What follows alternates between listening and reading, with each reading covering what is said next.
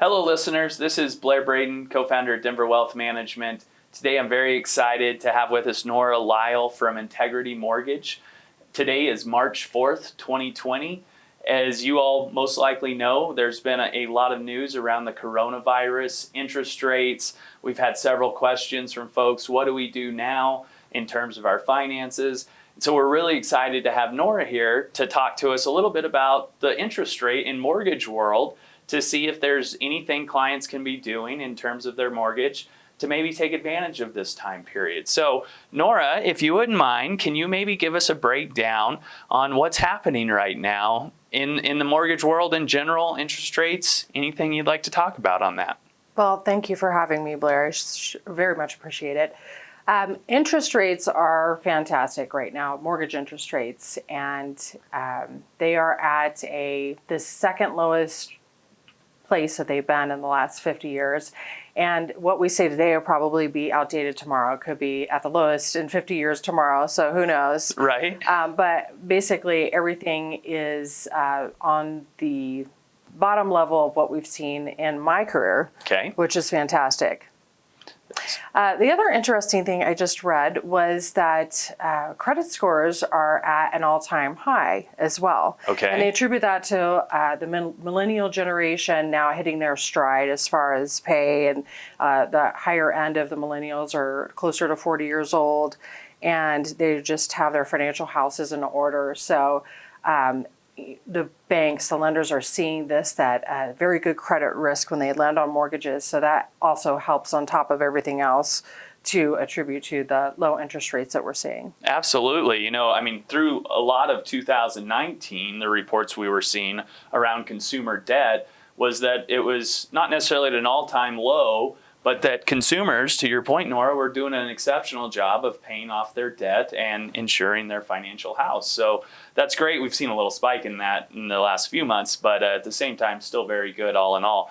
So if somebody has a credit score, say around 700, what's a typical interest rate today? And again, as you said, it's going to change before we even get done with this video, I'm sure. What's a typical interest rate that somebody could see on a 30-year mortgage with a 700 credit score? Right. Of course, interest rates vary on the type of transaction you're doing, the type of loan that you can get. But we're seeing interest rates in the low threes right now, which is fantastic. So how can investors, the consumer in general, how can they take advantage of very low rates, this almost second lowest in history here? How can they take advantage of that? And what activities are you seeing people do to really try to build on this time period we're in?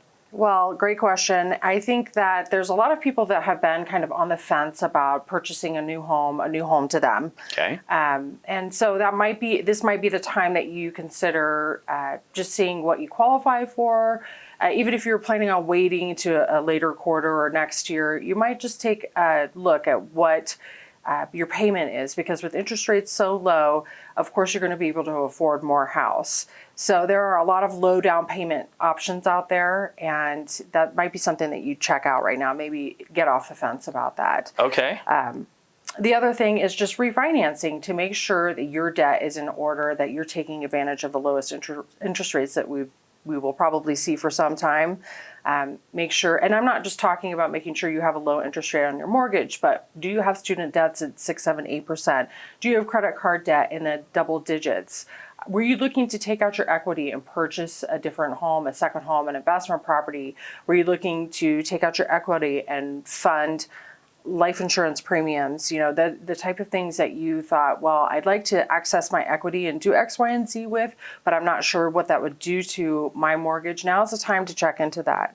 And most mortgage lenders are going to pull your credit and do a full analysis and evaluation for free, at no cost to you. So there really is no downside to just checking and seeing what it would mean.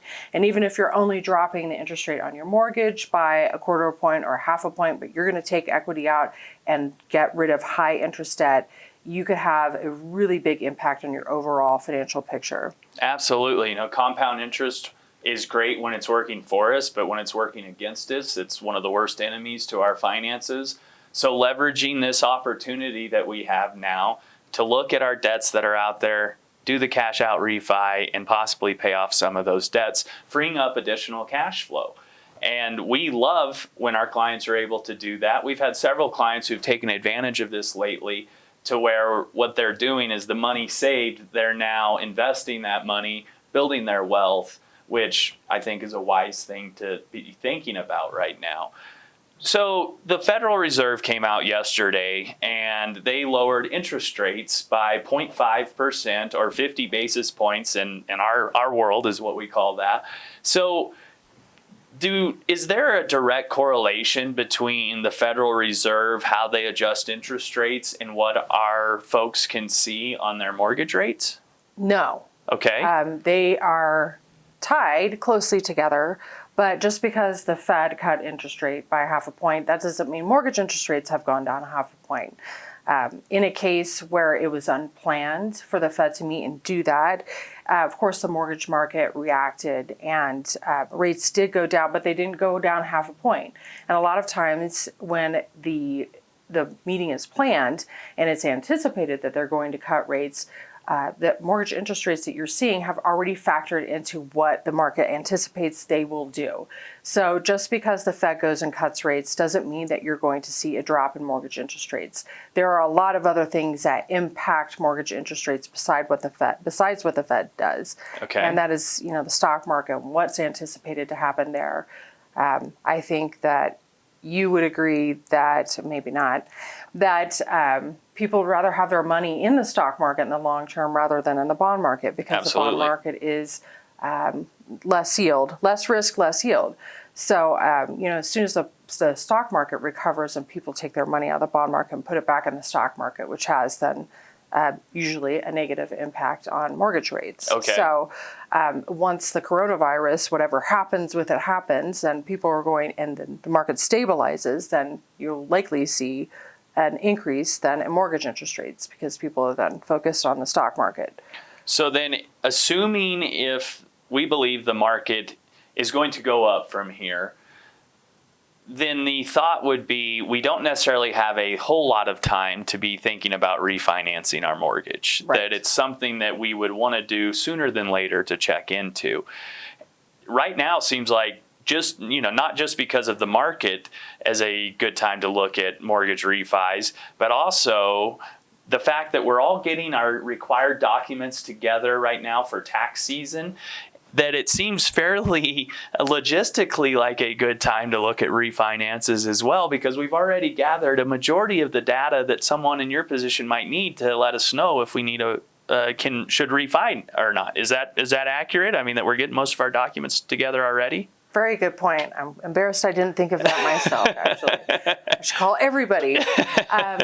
That's an excellent point, because, again, there's no cost to seeing what it would look like to refinance at this point. And if you're, say, 1/8 point away from it making perfect sense, then you already have your documents in with your lender, you have application completed, you've already done your credit check, you may have gone through underwriting, and then you can lock your loan. Because interest rates go up and down throughout the day. Mortgage interest rates go up and down. Okay. So there may be a 4-hour moment where you can lock that perfect interest rate that you've been waiting for. And then you already have all of your documents and your loan established with your lender. It's a very good point and great time to be doing it. I'm going to be sending you some documents here after this video, most likely, so that we can look at it personally as well. I mean, don't try and time the market, the mortgage interest rate market. Go and have the analysis done. If it makes sense for you, then do it. Don't try and anticipate what's going to happen tomorrow or the next year or the next week with mortgage interest rates. Do the analysis. If it makes sense, then do it. Deal with the data that we have in front of us today, not what we're forecasting. That is such a fool's errand, trying to predict what the stock market's going to do, what interest rates are going to do. Right. Yeah, I mean, it's might as well be a weather forecaster here in Colorado. It's just very difficult to do those sort of things. If it's saving us money now, if we can pay off high debt other places, usually makes sense to go that route. Right. We have done a podcast with Norah in the past as far as what it is you're looking for in a mortgage broker themselves. Some things that Norah shared with us prior, and we'd encourage you to go look at or listen to that podcast if you weren't able to prior. But some of the things Norah mentioned to us at that time was absolutely having all of your documents together, and that once you get your credit report pulled from one mortgage broker, you're able to request a copy of that credit score and use that information to maybe shop your mortgage to several different brokers if you'd like, or different agents, so that you can ensure you're getting the best rate possible for your situation. And so you don't and that way you don't have to have your credit pulled several different times. It can just be pulled one time. Again, we would encourage you to listen to that podcast if you haven't heard it in the past and you're thinking about going down this road to figure out who's the best person for me to get a mortgage from. Again, we think this is one of those opportunities this volatile market has created, is to take a look at our debt. Anything else that you'd like to leave our listeners with today? Well, just to dovetail on what you were saying, always, always, always shop your lenders. Make sure that you talk to, I'd say, at least 3 different lenders. Get the estimates from them, compare their fees side by side.